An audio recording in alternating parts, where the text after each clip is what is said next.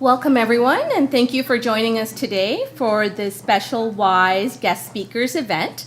And a special thank you to those that are joining us via webcast across Sanofi in North America. For those that are joining us via webcast, should you have any questions, please enter them via the webcast portal, and we will integrate your questions into the live Q&A session following the talk. So a little bit of a reminder around WISE. It's a forum that both women and men can use to achieve their full potential. It's a driver of diversity and inclusion and aids Sanofi in establishing a competitive edge in our industry. WISE is active through North America at various Sanofi sites, including 3 here in Canada, us in Toronto, Genzyme in Mississauga, and Sanofi in Laval. Our North American presence offers each of us a great opportunity to grow our network within the whole Sanofi group. Through a group of active and engaged members, WISE helps develop talent and grows the business by increasing the presence of women and men, and by sponsoring and connecting members to provide exposure and opportunities across all business units and levels. So you may have attended other WISE events that were hosted this year. So we usually kick off the year by hosting the International Women's Day activity. There's other networking opportunities throughout the year.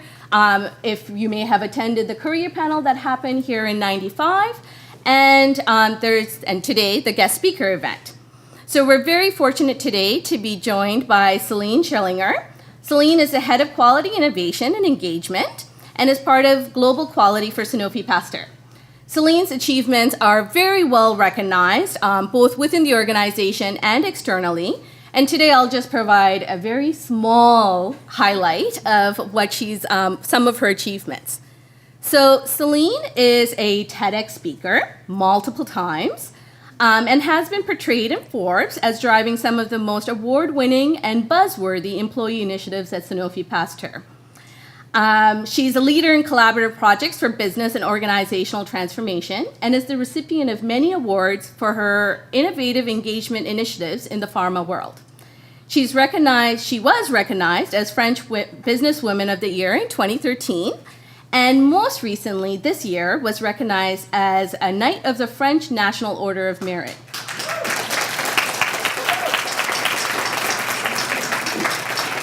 One of the highest recognitions afforded to civilians.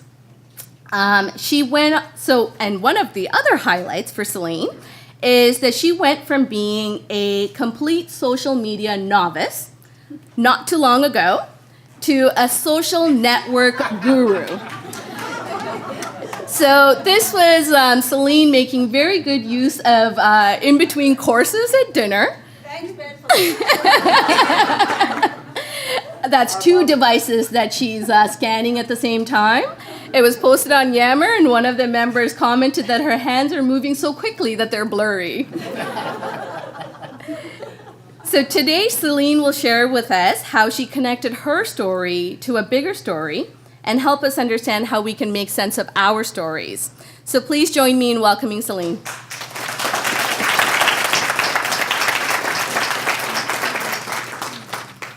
Any device now, you see, in my hands? I got the implant made. Thank you very much. Thank you, everybody, for making this gift of your time to me, and I hope to you. Taking the time to reflect and listen to other people's stories is, I find, a great way to grow your self-awareness, get clarity on where you want to go, because some things in my stories might be resonating with yours, or inspiring you new thoughts. That's what we hope. Actually, when we prepared this session with Sam, Sam said to me, "We'd like to hear your story." And I thought, well, my story is nothing like really special, except that it's mine, and we're all individuals. We're all different from one another. So all our stories are really different and special, and there's not one story better than another, or more, worth it or worth listening. But if you're ready to make this gift of your time, then I'm really happy to share this gift of a story.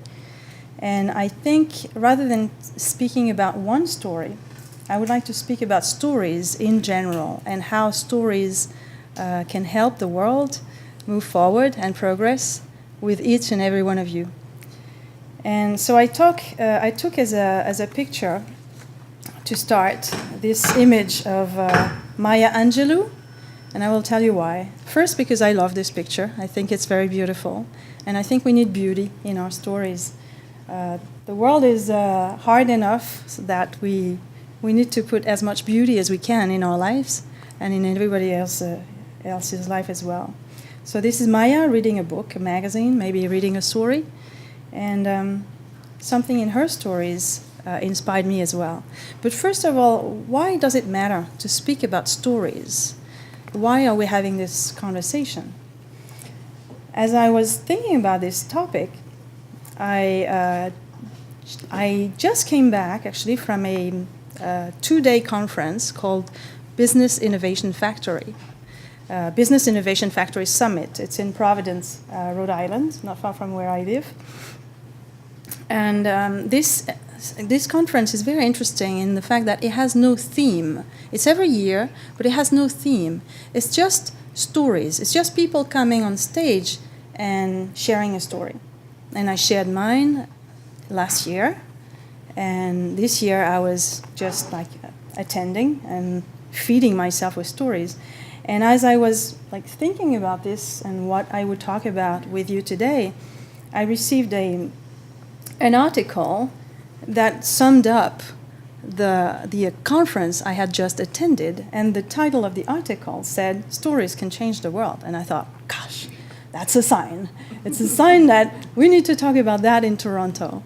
And the Toronto side is not only dear to my heart for the work I do right now with your help, with all of you, but it has such a fabulous story itself that it's a site that is inspiring more stories to come, I feel, and each of you are contributing to it.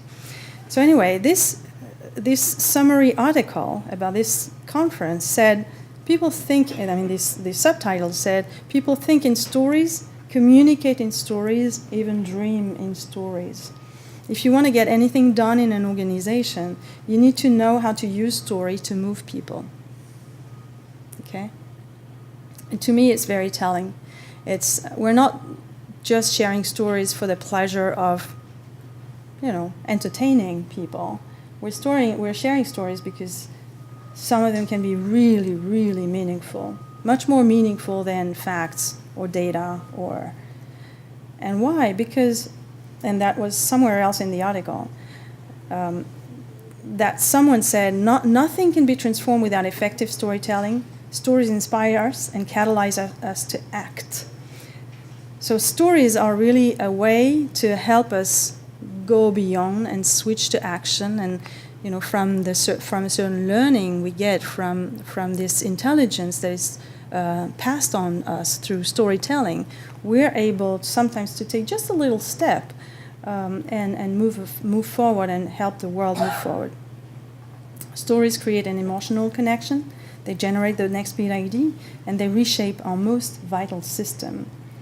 And I will finish with the quotes here. Facts are facts, but stories are who we are, how we learn, and what it all means. I've heard in that conference someone else say, stories are the way you invite people into your life. So how do we do that? So I will say a few words about Maya's stories, what I like in her story, and I will speak about my story. You see, I got my Yammer T-shirt. There's something more in my story than Yammer, but that's a point of entry. What about impactful stories? How can we make a story have an impact? And then what's your story? Right? So I will start with that.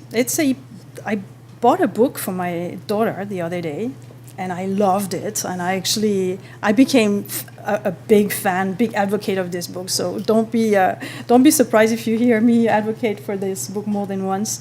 I think it got it was crowdfunded, and it got like the most crowdfunding amount in a recent history of publishing or something. It was the idea was launched by two women who wanted to publish stories. I mean, this book as a collection of stories of women who had done great things and who could inspire the next generation. So those women are either very like ancient stories or very recent. They're like, some of them are not even 20 years old today. They're from every field: sports, arts, science, you name it. So there's 100 stories in this book.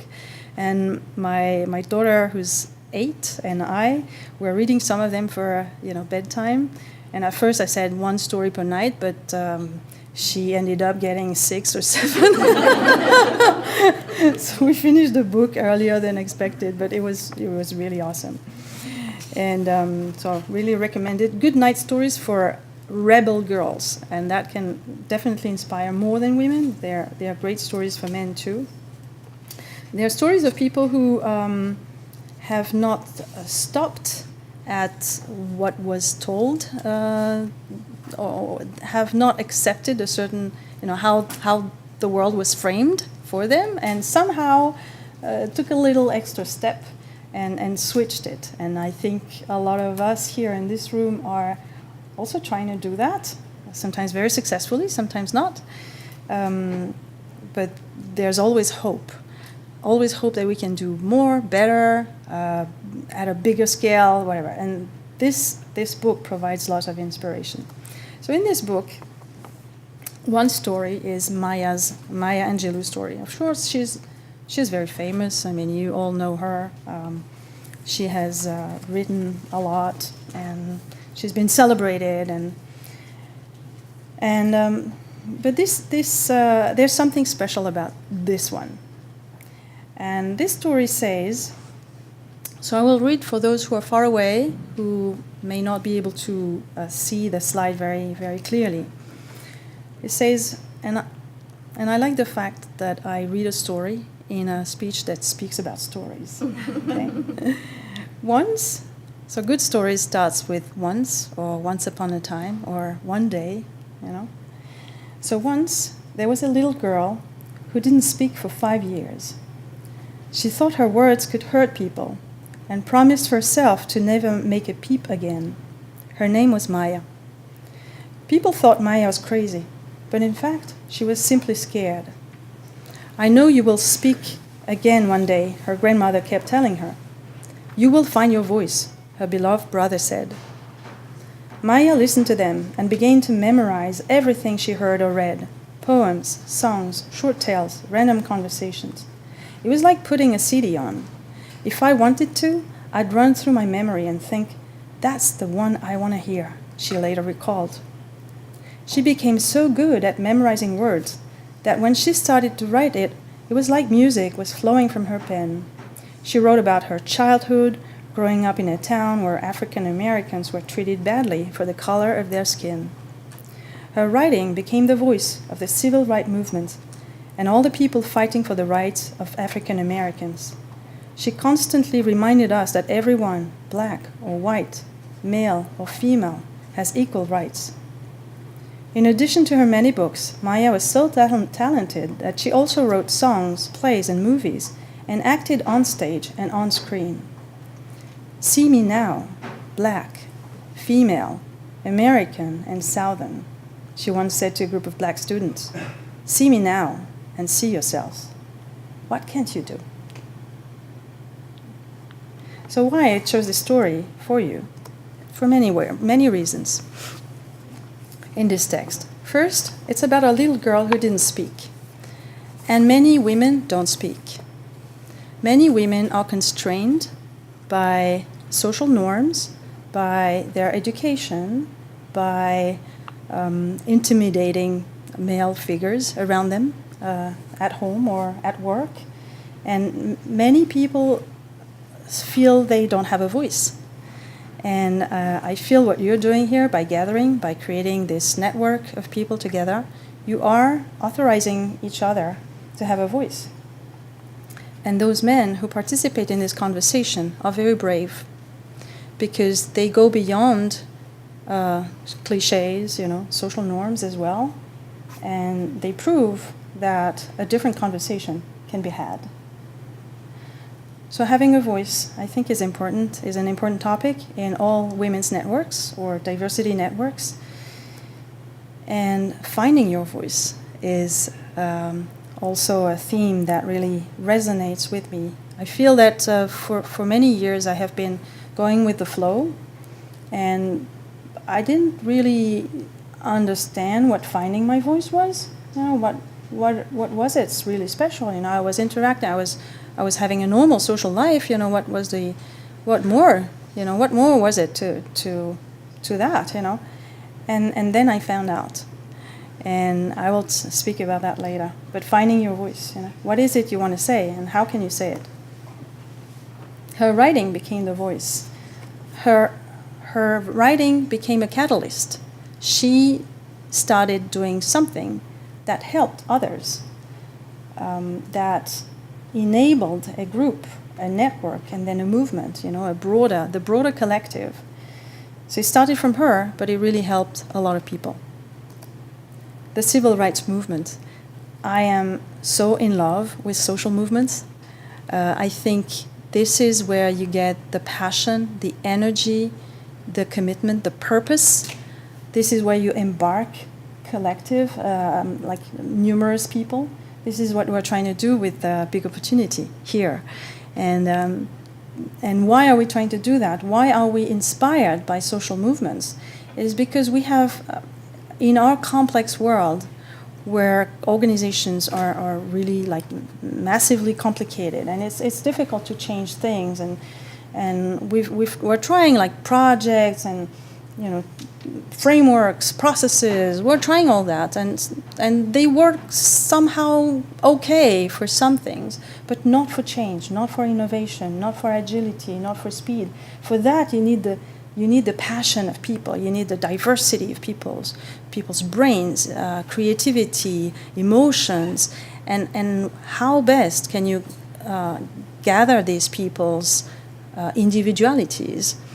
How best can you make a very rich and impactful collective than through a social movement? So social movements have inspired our thinking, and it's pretty funny to see that industrial quality can be seen as a social movement, right? It's not natural, but it shows that movements can actually be applied to anything, provided there's a big purpose somewhere. And we're in a good position to have a big purpose, right? It's not so far, not so difficult to find it in what we do. So social movements are, for me, an enormous inspiration. And having this story here of Maya, who's been instrumental for the civil rights movement, was a way for me to pay tribute to those early activists who have been able to inspire social movements without social networks. I mean, that's something, right? I would say it's pretty easy. We have Yammer, we have Twitter, we have Facebook, they had nothing of that. And they were able to mobilize people at scale and change truly the face of a nation. Everyone, so another thing I love in this story is that everyone, black or white, male or female, has equal rights. And this is foundational, this is core to my values, and a lot of you, of course. This is something I want to do, I want to take action for. This is something that moves me so much that it is, I would say, constitutional to my identity. I have started finding my voice from this topic, from the diversity topic. I was feeling that for many years I didn't really pay attention to diversity. I thought, it's okay. We're like multicultural society. Men and women seem to have more or less equal rights. It's okay, And I woke up at some point. And I realized that no, it was not achieved. The battle was not over. And if it was not over, if society was not equal yet, maybe there was another choice than just complain or close my eyes. Maybe I should do something about it, even small, even tiny, not as big as her, but it's already a little step. So for me, it's been extremely, extremely important. And the last, is it the last or the previous, the one before last? I can't remember. But the other thing that I think that is profoundly resonating here in this story is this sentence: "See me now and see yourselves." When I was attending conferences and I saw speakers on stage, I was like thinking, they're not like me. They have something special. They have this skill. They're shining. They must be like some sort of heroes, to deserve to be on a stage and speak to others. And I realized it's not true, because anyone can do it. It's just a few communication skill here and there, but you can learn them. Anyone can learn them. So anyone deserves to be on stage. There's no. It's about see me now and see yourselves. What can't you do? Everything I do, or like someone else that would be on stage talking to you does, you can do. All right? What can't you do? That's the last one. So I thought this was that was a message, one of the messages I wanted to convey before I share another story. See me now and see yourself. There's nothing you can't do. Absolutely nothing. All right. Now, my story. I'm on Yammer, and that was a day I was rowing in my hometown in Lyon. There's something, but I will start with another milestone in the story. This happens in Vietnam.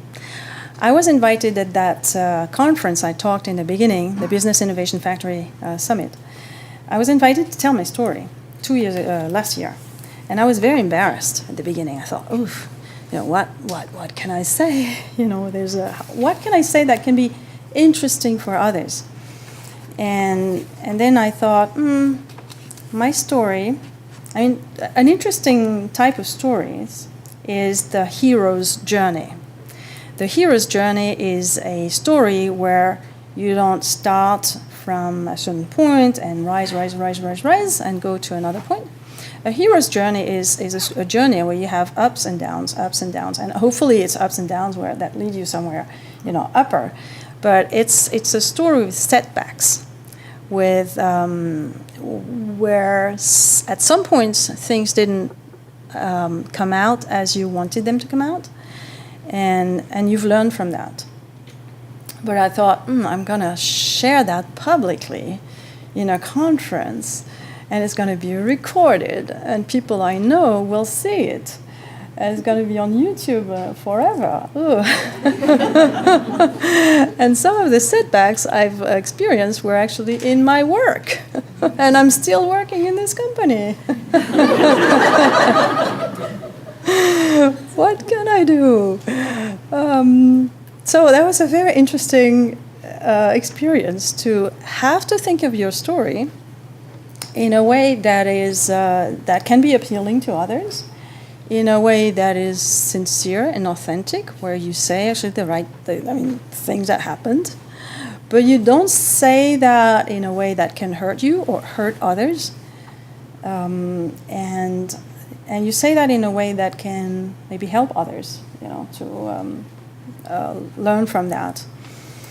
And I wrote this story with the help of a friend of mine that explains 3 peaks and setbacks after 2 of them, because I was hoping that after the 3rd one there would not be any more setback. But I reassure you, I'm just a human, and there will be some.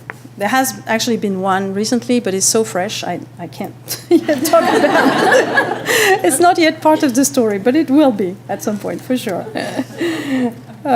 So the story I told started in Vietnam. I went there as I was 23 years old to look for a job. I was born in France, and I was raised by like a great family, great parents. I had like a great, like, good education. I was really spoiled. Nothing to really worry about, you know.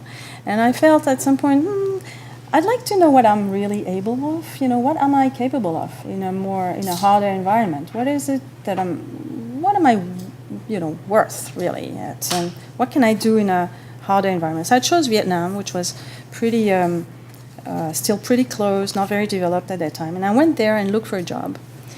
And I remember this period as a time of intense discovery and freedom.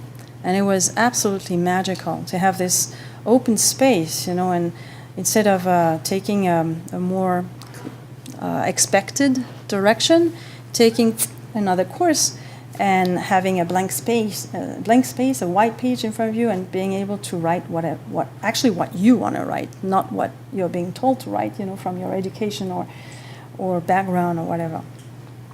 And it was absolutely magical. I stayed 6 months in Saigon, Ho Chi Minh City, then moved to Hanoi for another 3 years. 3 years and a half. I started, so that's me. I was 23 years old. I discovered I was completely naive in Asian culture. I didn't know anything.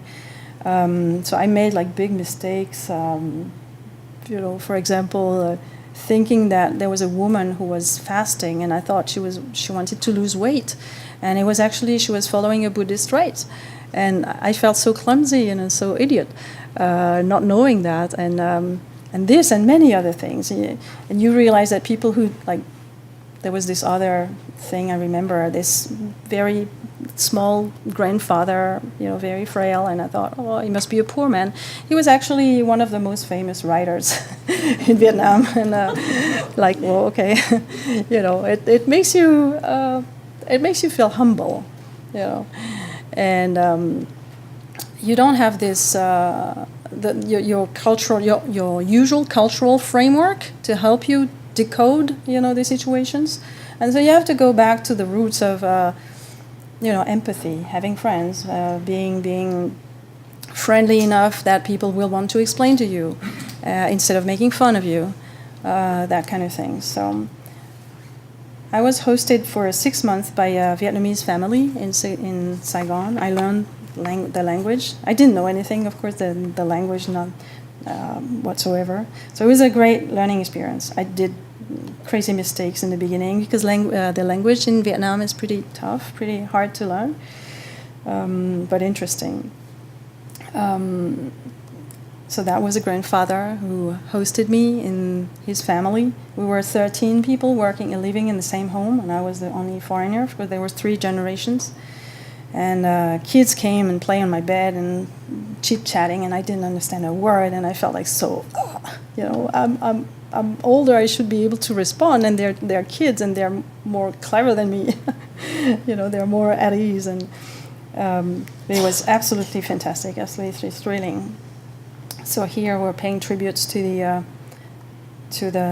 elderly, the families, and really connecting with the people, realizing that all our differences in terms of culture, social, economic background, all that kind of thing didn't really matter when you actually try to establish a real connection with people and you're open to the opportunities and to the friendship and to and that made me grow, really. It really made me grow through the people, through the connection with those people. And then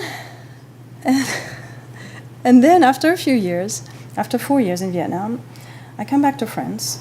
No, actually, I take a shortcut here. I came back to France 2 years, then went to China. Worked in a radio with someone that Maggie was a big fan of.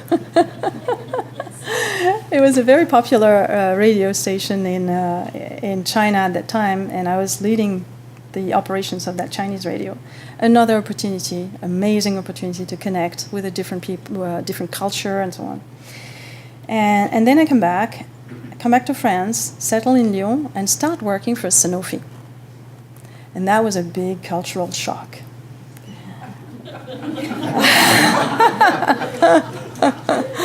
I can tell you. It shouldn't have been, because I was coming back to my, home country. And, it should be easier than going to Vietnam or China. It was not so much, actually. Because, first I need to say why I was attracted by this company. It's actually because I met people during the interview process that had visibly so much human values, that had so much, that cared so much about protecting other people through vaccines, that I felt it was really where I wanted to go. I really wanted to work with those people. And then I entered the company and started gradually to realize that the way big organizations work is actually more, is not as uplifting as this purpose I had felt from the people who interviewed me. I realized that there was a lot of parent-child relationship in the organizations, and I think it's absolutely nothing, specific to Sanofi at all. It's really in big organizations in general. You have this parent-child relationship, which is not just due to the parents. It's also due to the children. Children accept this parent-child relationship. Whenever you ask an authorization that is not absolutely mandatory, you reproduce this system of parent-child relationship. You maintain it, right? And so I felt some people were really comfortable in this system, either being a parent or being a child or being both. A child to your boss and a parent to the people who report to you. And for me, it was a big shock, because I already have great parents. I had kids later on. I don't need more. I have, I want to have colleagues and partners, people I work with, and each of us have their different jobs and positions in the hierarchy, but you don't need to have this type of relationship. Another thing is that I found was the glass ceiling. I was really shocked to see that people didn't have equal opportunities everywhere, and that women were having less access to opportunities than men, or more slowly, or with a lesser, it's harder. It's harder to get where guys get with the same competencies. So I experienced that firsthand many times. And I was once, I think in the same year, I got some remarks in my annual interview from, or maybe 6 months apart. Once, the first time it was because I was a bit too bossy, too authoritative. And the second one is because I wasn't enough. And my manager at the time said, we don't feel you're like a strong leader, because when you have like a meeting with a lot of people related to your project, you don't say it's my decision and like this. And I said, yeah, of course, because I went to see everybody before the meeting, so that everybody could contribute to this decision. So in the end, during the meeting, everybody agrees, and that's my leadership. But it wasn't seen as so I felt that there's this filter very often. And I don't mean it's a bias that we can't change. It's not a conscious bias. It's just a cultural thing that makes it more difficult for women. And when I say women, that's what I thought. That's what I saw first. But then I realized it's not just women. It's actually people who don't fit into a certain stereotype of leadership. People who are a little bit different are not judged the same with the same criteria. And the other thing I saw was this silos, divisions, distrust, the fact that it's hard to work across functions, across layers, across sites. There was this feeling of us versus them. We are not the same as them, and we are, sort of an unhealthy competition at some point, reinforced by some leadership behaviors and that kind of thing. So that's what I saw, and I think it's not specific to our organization. It's something that is totally widespread, and there's a huge business literature on that. And a lot of that comes from the fact that organizations are considered are addressed as machines, and people are addressed as cogs in the machine. And if the thing doesn't work well, we just change a cog, or we put a little bit of oil in it. But I think it's actually wrong. Organizations are not machines. As soon as you have people in the landscape, this is not a machine anymore. It becomes human. And what organizations are trying to do is have people work like robots, make us work in a very standardized way but it doesn't work, because in the end we always interpret SOPs differently, or we're not exactly the same from one another. So that's the beginning. That's where I find my voice. It's in end of 2010, and we have a new CEO at that time, Olivier Charmet, and he joins the company, and he says, he asks his leadership team, guys, I need ideas to propel the organization into bigger growth. And I got this notice. I was not in the team, but I got this notice from another person, and I decided to answer directly to him.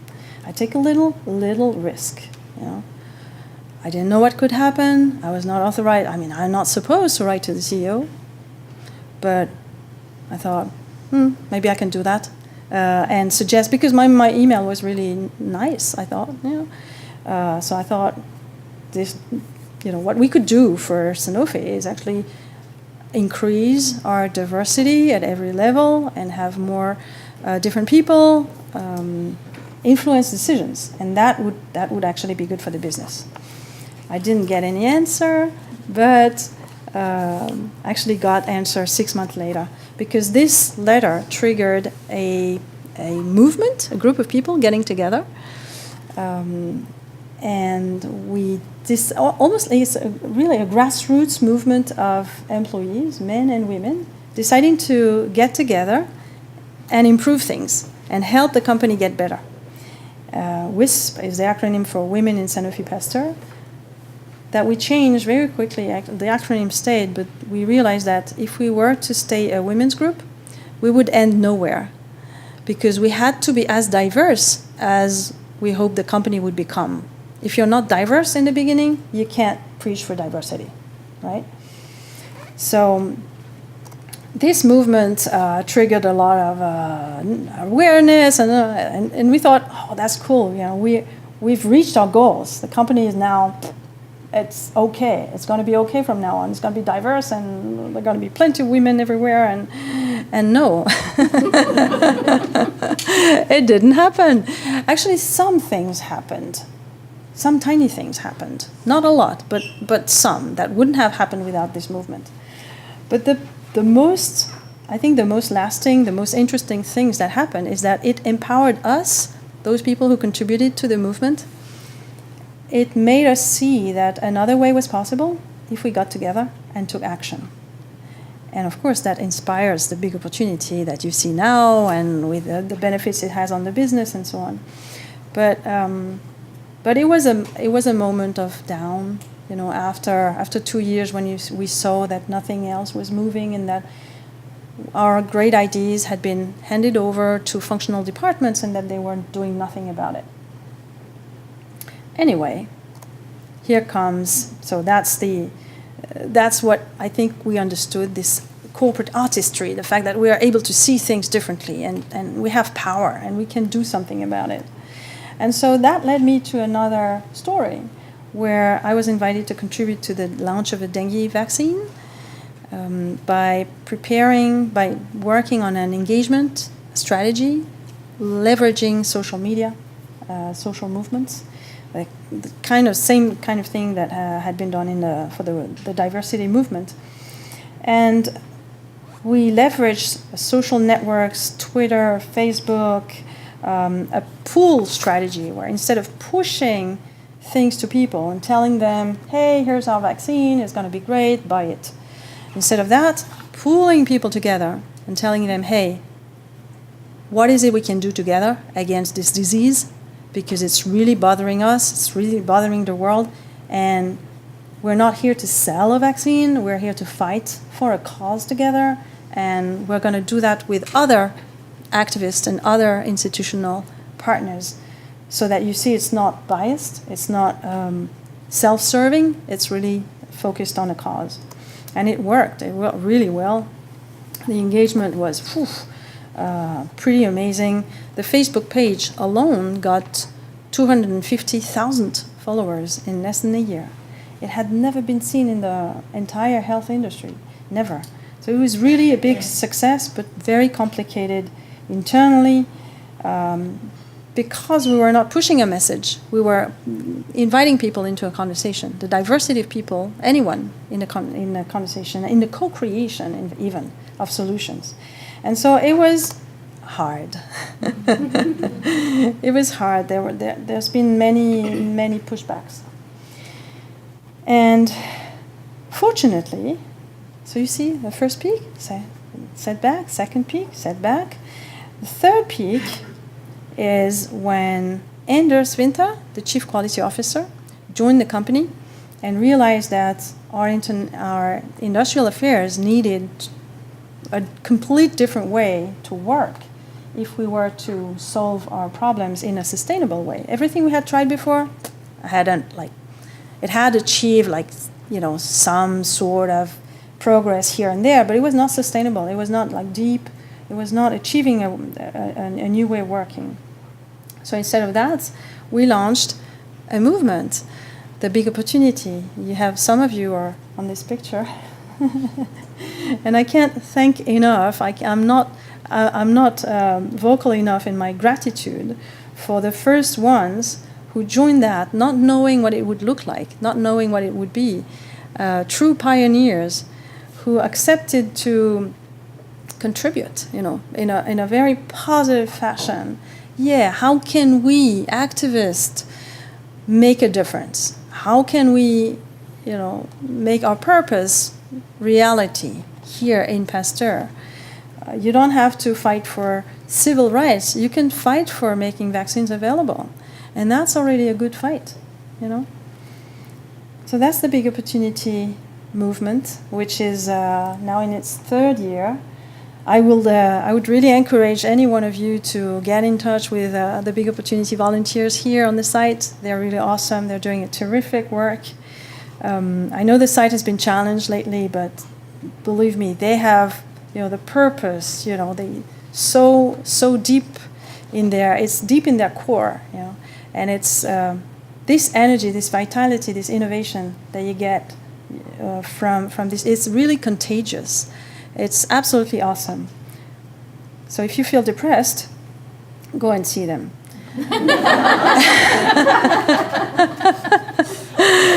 And as you said, I got this nice medal, which is a big honor. I got it this summer from the French government for my efforts for diversity. And that means a lot to me because it's always great to have this kind of recognition, but it is because of diversity. It is because of this fight where I found my voice that I was able to get a thank you for my government, and I think it's awesome. I think that's a proof that a simple little mini action, writing to the CEO, or it can be absolutely anything else, but something that's not expected, that no one asked from you, that you take a little sort of risk in it, can trigger great consequences. So, what is an impactful story? I told you about Maya's story, told you about my story. I want to spend a few minutes on things that I think are important for your storytelling, for your story building. Things that come from my experience, so they're not you can have many others, but these are what I would like to share. The first thing to know is that you are the producer. You are not the product. You are not the product of events that happen to you. You have a control over your narrative. There are many things you have no control over, things that matter to you or that happens to you. But you have the control over how you analyze them, what you do with that, how you share that. Okay? And there's something about influencing reality by the way you tell your story. Actually, when I say you don't have control over the events, it's not completely true. You actually have some form of control over the events if you build your narrative in a certain way, because then you will be able to make choices that will take root in this narrative. Okay?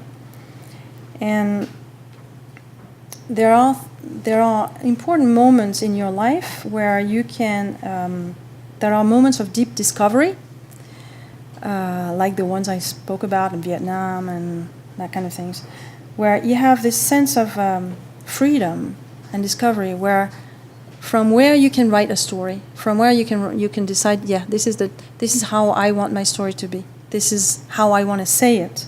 All right, and it's about not giving up our voice, keeping our core, to being fully aware of what happens and what we want to do with that. Being very present to the story. The second thing is the connection with a bigger story. I think connection to a bigger story makes yours more meaningful.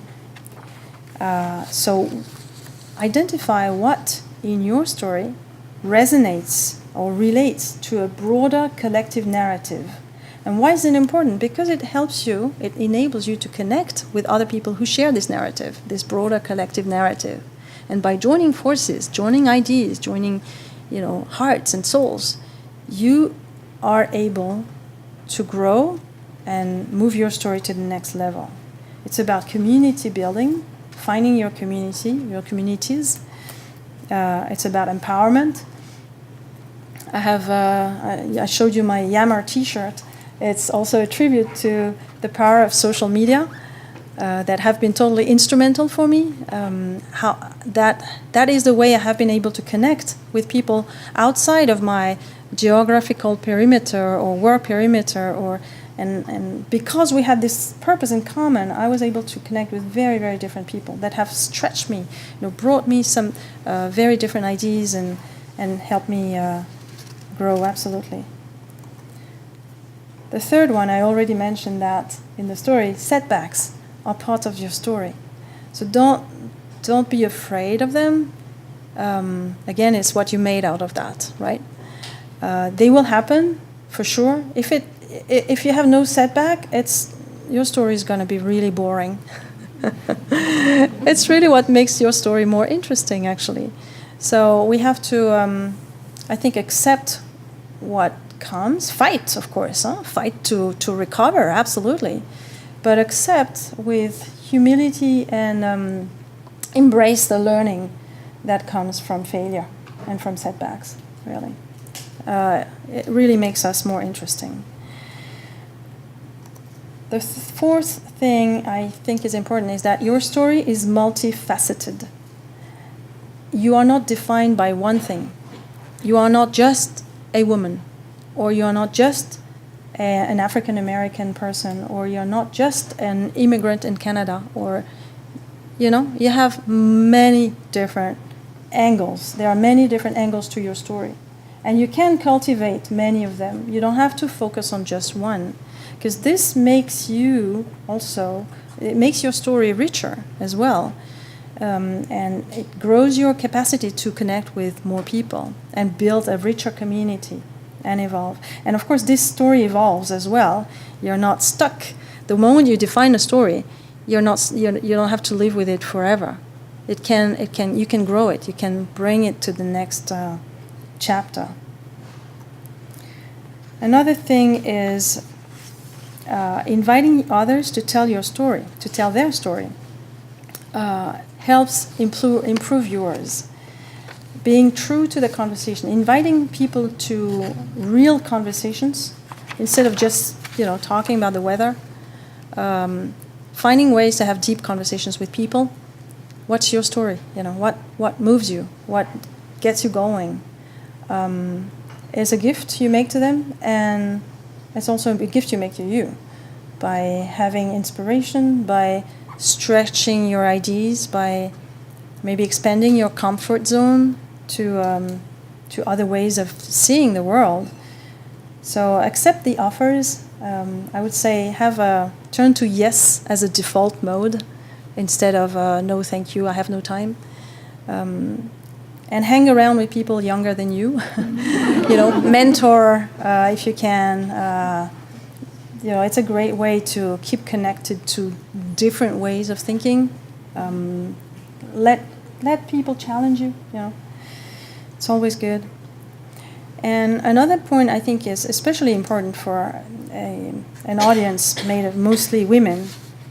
Telling your story is not bragging. Don't be afraid to tell your story.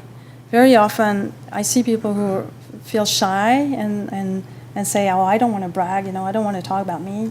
It's not talking about you. It's actually helping others make sense of what happens by sharing how you have made sense of things that happen to you. All right? So it's not necessarily sharing how great you were or how fantastic you've been with this or that. It's really helping in a sense making, in a collective sense making. But of course, it takes skills. It does take a few skills: storytelling, how to make a story interesting. And you can learn. You can test. You can try and improve. Story is not perfect in the first time. The first time I was invited to tell my story, it was at the time of the WISP movement. Oh my gosh, I was so terrified. I wrote down everything, every word. It was way too long. I trained, 40 hours in front of my mirror. It was like, ugh. And but what's not a big deal afterwards. And it helped me learn. And I hope my stories are now better than that. Another point that I think is important is that we all have something to say. It's not just people like Maya, like true heroes, who have something to say. We all have something to say. It's not necessarily sharing our story events, our life events, but it's about sharing our observations on the world. And we all have observations. We all have intelligent observations that are informed by our history, by where we come from, what we believe in, and so on. So how do we apply our emotional filter on reality, and how do we share that? And the last point is, to me, a good story aims at a positive collective impact. A good story wants to do something.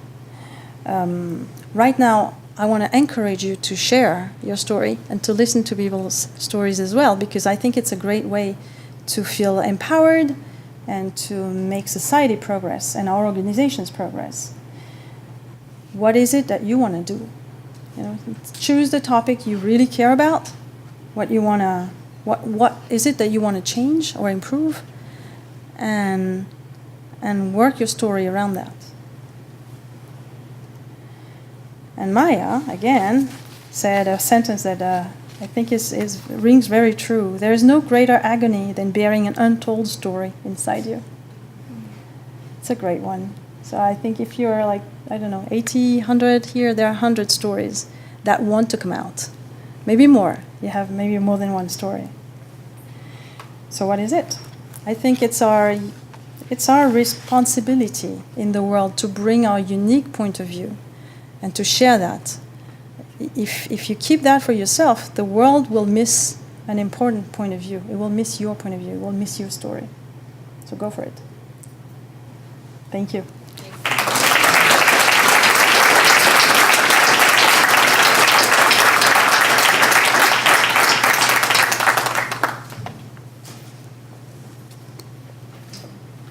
So good afternoon, everybody. Thank you, Cecile, for the conversation. Do we have any questions in the room?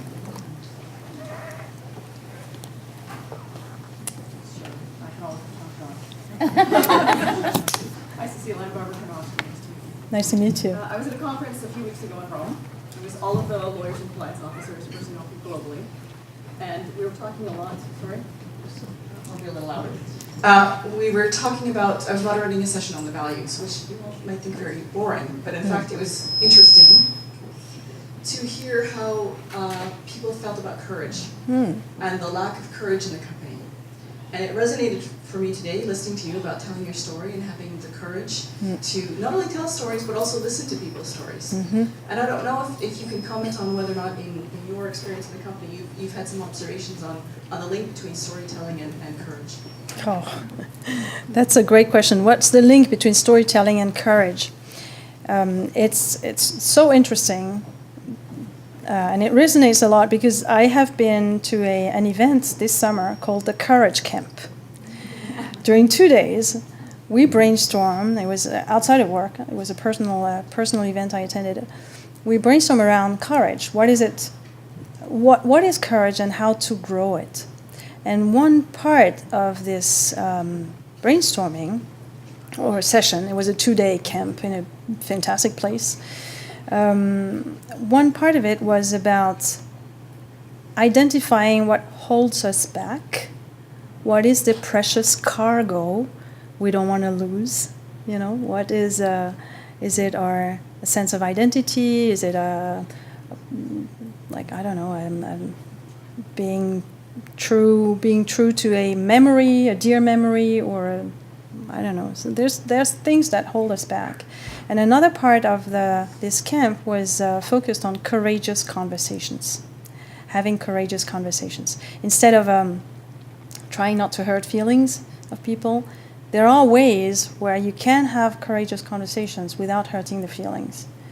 And I think it's a skill we would need more of in organizations, because very often we don't know how to navigate between telling the blunt truth, this project is stupid, and being, it's great, it's okay, and thinking, oh my God, we're losing time and money here.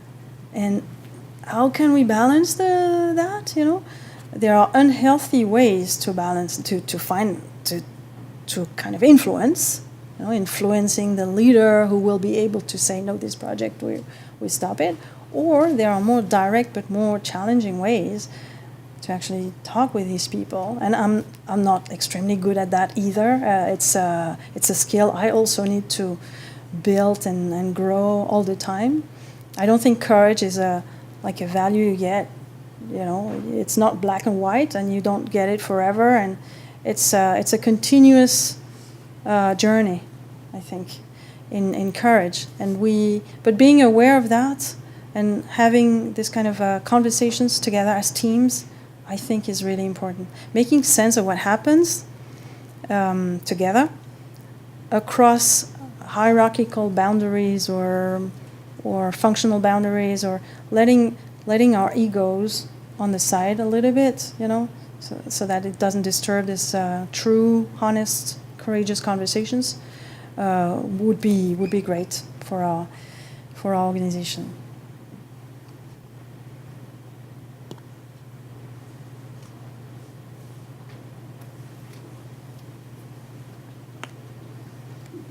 Sam? I can shout. So your 8-panel step-by-step that you provided for the webcast, the question is coming in the mic very soon. Yes.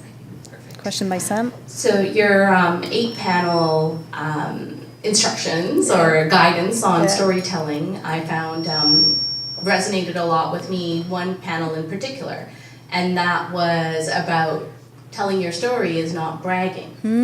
And so do you have any further feedback or comments around how to remain humble when you're telling your story, but still take that power that's present in your story to share with the others?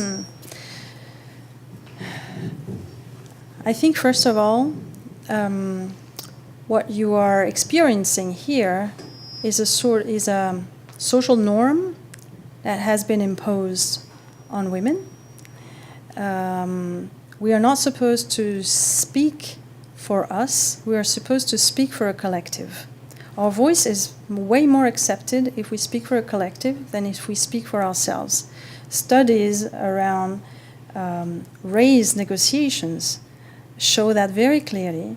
When women advocate for a pay raise for themselves, they are viewed as annoying and demanding. When women ask for a raise for fairness or for some other collective argument, this is way more accepted. So first, it's a social bias, and we have to live with that. Second, I think we can actually leverage that, and finding the ways to connect your story to a bigger collective narrative is, I think, the key. I found it effective for women's voices. For a leader, a male leader, to speak, there's a bigger acceptance that this person would speak about themselves. All right, because we want to learn, and it's great, and this person has probably done great things and has super skills and so on. For women, I think the key is to connect to something more collective, but it's okay. It can be a resource that actually brings our story to a more interesting level than just speaking about ourselves, right? I would try that.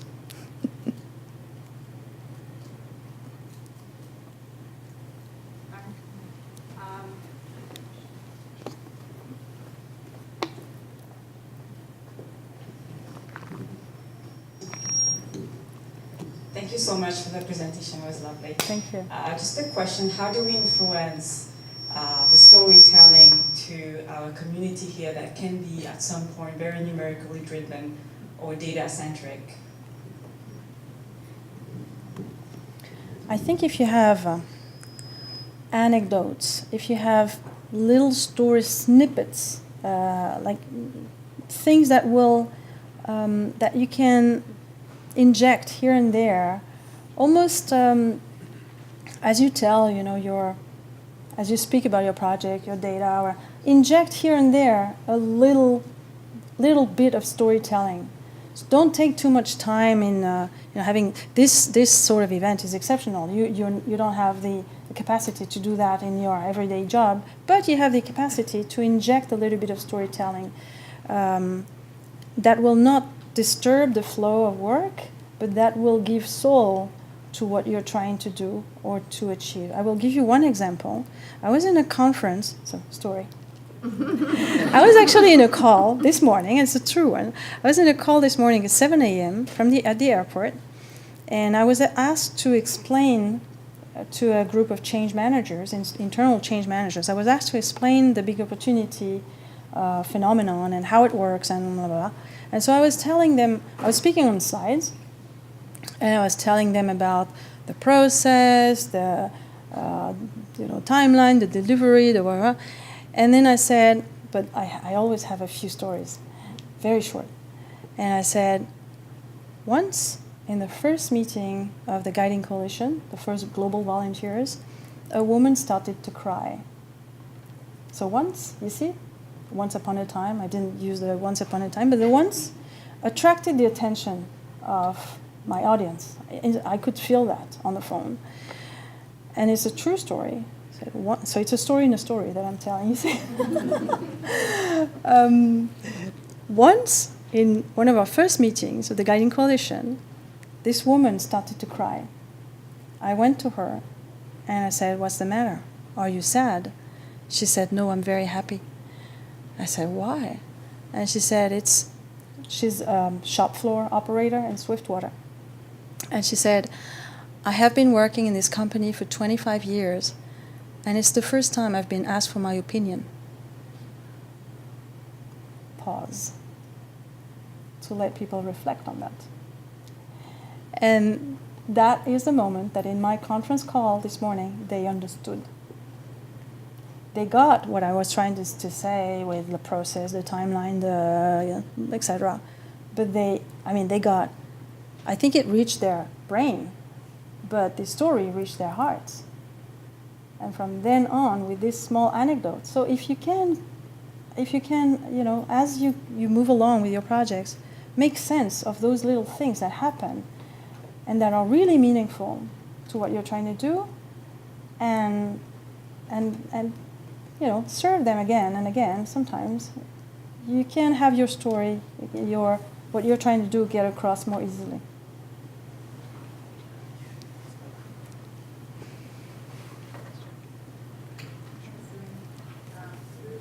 Strategy? Oh, sorry. Hi again. Do you have a strategy or like a plan for your family? How do you make sure that those social biases for girls, we don't transfer them to our children? Yeah, that's a great question, and it's hard because the pressure of society, of the business, of marketing is so strong.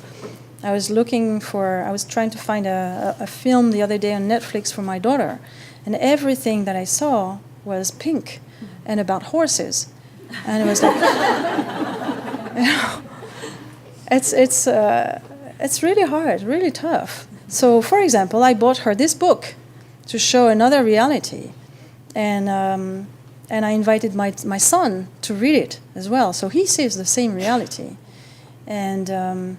Whenever I hear a cliche being expressed, or I deconstruct it with them, I try to make them aware. I don't like pushback. I try to have them understand what is it they are being subject to.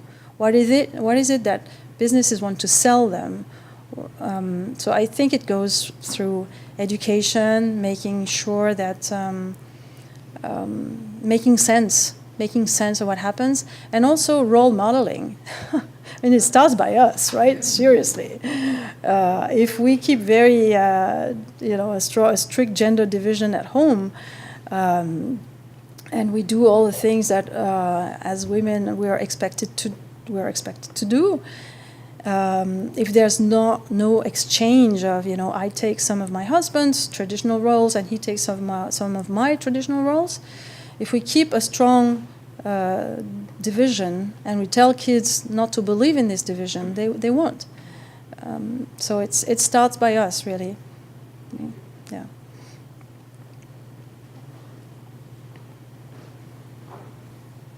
So this is the third November in a row when we've had a wonderful woman speaker.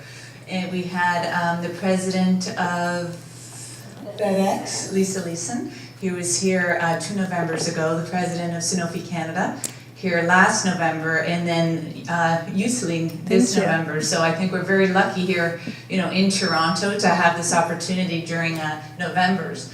And one of the things when I was listening to the presentation, what is in common is that the path isn't straight. Yes. Right, and it's been really great to hear that discussed by 3 very strong and successful, women leaders who you look at them and you say, oh, well, it must have been, straight there and it was easy, but it certainly never was easy. Yeah. So I was just wondering if you could talk about resilience. Yeah. Because I think that that's something that the 3 of you have in common because, as I say, the path hasn't been straight, right? And what you do, and you and I had this conversation earlier, some days you go home pretty defeated, and how do you get back up and come back in the next day? Yeah. That's a great question.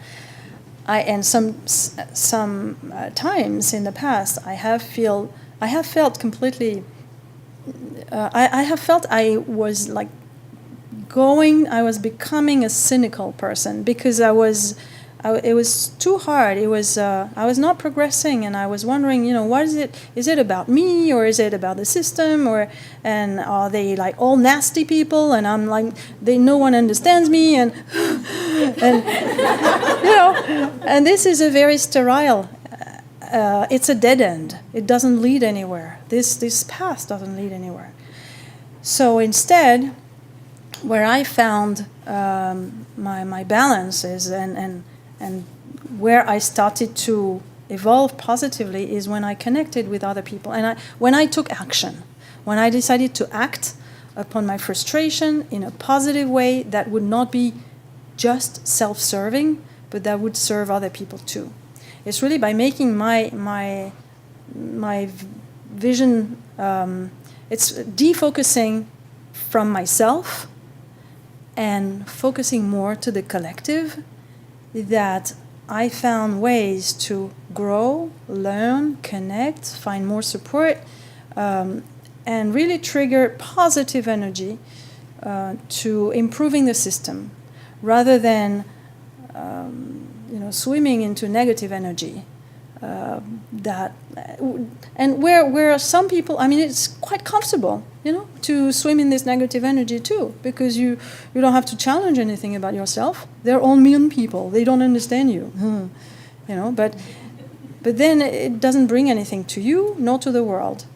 I mean, to you. You can stay like that, but then there's no growth, right? Because this water is poisonous. And it actually even has effects on your, social circle and family and so on. So instead of that, if you switch to a mindset, a growth mindset, where you think, okay, the path is not straight, but I'm gonna learn things anyway, and maybe I will even take this opportunity to learn by myself. If they don't want to teach me or give me some opportunities, well, I will find other ways. So this grows your first sense of freedom, which is thrilling, exhilarating, sense of agency, openness to since this desire to grow comes from you learn better, you learn faster, you learn different things, and having this path of or this pattern of growing through the collective leads you to some places you would never have thought of in the past, right? At some point before the women's and the diversity movement, I felt I wanted to grow in I can't remember, business operations or something, what I was doing, and now I'm in innovation and engagement, which is so much my calling. I am so happy to do what I do. This is 100 times better than if I had grown in the business operations field. This is where I found myself, really. And I'm so thrilled that I'm here. And I'm here because I wanted to, and of course the opportunity, the organization gave me the opportunity because I showed grit and passion and skills, right? So they didn't offer what I would have liked at some point, at a point in time, but what they offered me later on was even better.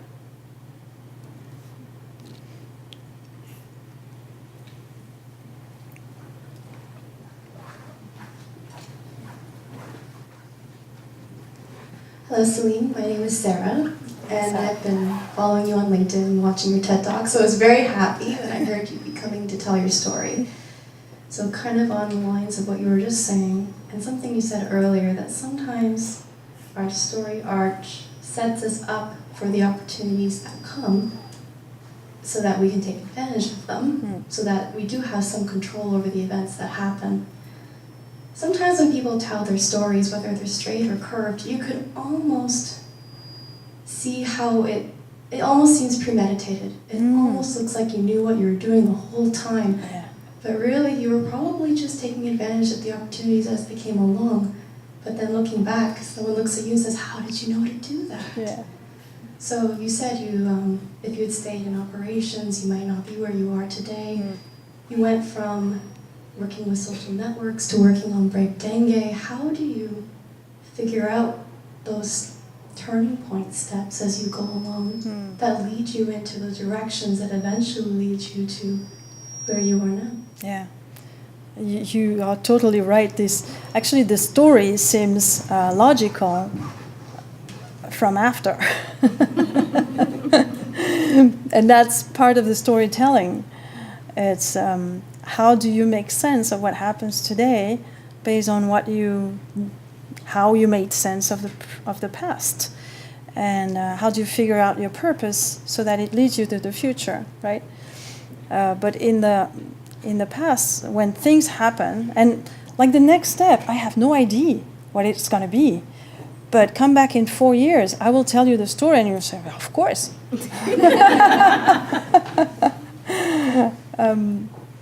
But I think this attitude of yes by default, the yes as a default mode, yes to opportunities, yes to meeting people, yes to, I hardly say no actually to opportunities to meet new people or talk to people that I don't know. And if I waste my time, sometimes, not often actually, not often.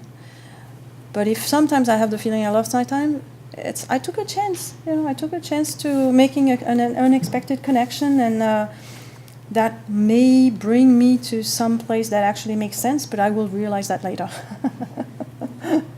Being trustful, have confidence in your abilities to make sense of things.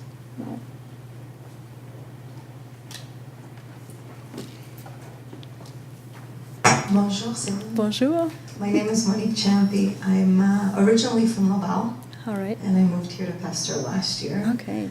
So I actually want to say something to Sarah along those lines. People thought I was crazy. You're moving your entire family to Toronto. And I said, it's the same country. I'll be fine. I'll survive. I've lived in other countries before. So to your point, to stay open, and maybe it's not a yes every time, but if you stay open to the universe, things happen and they come your way. Yeah. And so my question to you revolves around changing environments. And I went from a very small site that was extremely cohesive out of necessity to a site that is very, very large and in many ways kind of cut into sectors. Which poses a huge challenge in terms of getting people to react a certain way or to behave a certain way, or having them open to the possibilities. There are a lot of doors that kind of get slammed in your face, and for what I do in this organization, it happens to me all the time. But to your point, I really wanted to ask you about the sense of respect for one another.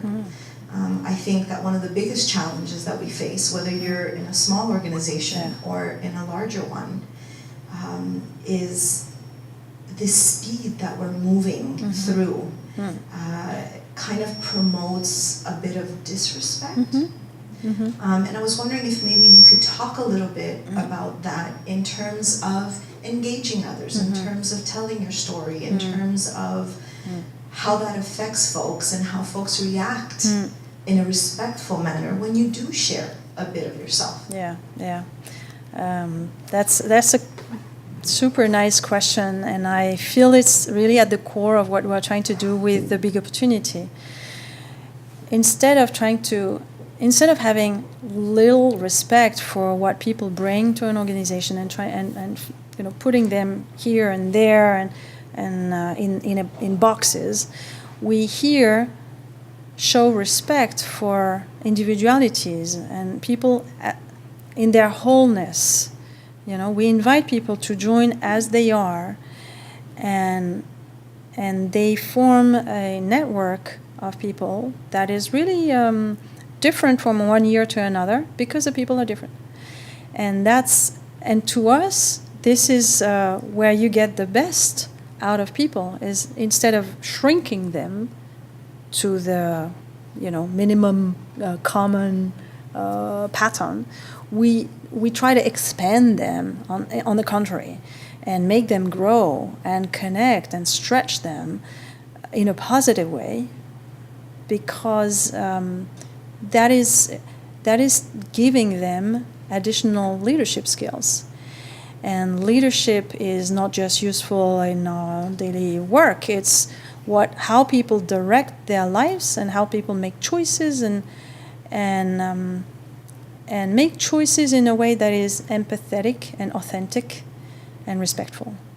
And in the Big Opportunity movement, we spend a lot of time in making people know each other, work with each other across geographies, and despite language boundaries, and it's complicated, but we feel they have to find a way themselves. We don't give them the recipe, and as I said, in Vietnam, you go to the deepest human, empathy and connection in order to make sense, and that's what happens here. That's what they do. So it's a very different way of working compared to the traditional, project management. But I think it's something that really helps the organization grow and the people. And one of the volunteers once told me, I was asking, what has it changed for you? And that person said to me, I feel more alive. So talk about this in the workplace, I feel more alive. That is someone who feels he has been respected, and he can come as a whole. And you don't talk about, in this kind of things, you don't talk about work-life balance. You talk about being yourself, being completely yourself at work, and being respected for what you are.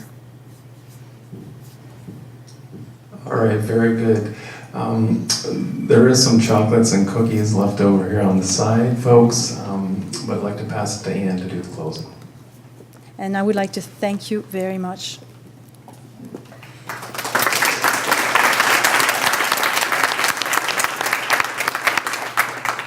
Each WISE event that I attend, I leave feeling extremely inspired. And this event is no different. Just recently, a friend of mine told me, if you feel tired, chances are, think again, you're not tired, you're not inspired. And so if each one of us leave this session feeling more inspired, and if on the top of that, we each share this story and our own story to inspire others, then think about the impact that such a session has on us and on the company. Thank you so much, Celine, for this gift that you offered us. We also have a little gift for you. This year, Canada is celebrating its 150th anniversary. And so we are offering you a Canadian care package.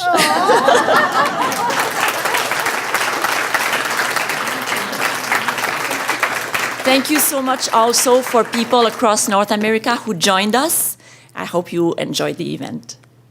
Thank you so much.